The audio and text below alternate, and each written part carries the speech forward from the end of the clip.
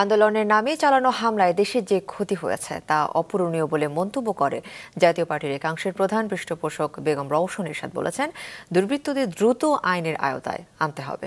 ক্ষতিগ্রস্ত রাষ্ট্রীয় বিভিন্ন স্থাপনা পরিদর্শন শেষে তিনি কথা বলেন। সকালে মহাখালীর দুর্যোগ ব্যবস্থাপনা অধিদপ্তর ও সেতু ভবন পরিদর্শন করে জাতীয় পার্টির একাংশের একটি প্রতিনিধি দল। এরপর তারা ঢাকা মেডিকেলে চিকিৎসারত আহত ব্যক্তিদের দেখতে যায়। এ সময় রওশন বলেন, আহত ও ক্ষতিগ্রস্তদের পাশে থাকবে জাতীয় পার্টি।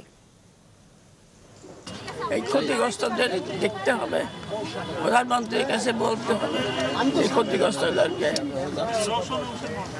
যথেষ্ট পরিমাণে সাহায্য সহযোগিতা করেন। বিদ্যালয়ের ভূমিকা বলে তো আমি দেখতে এসেছি, এটা দেখে যা দরকার তা করবো ইনশাল্লাহ। ক্ষয়ক্ষতি করেছে এবং এটা দেশের ক্ষতি হয়েছে।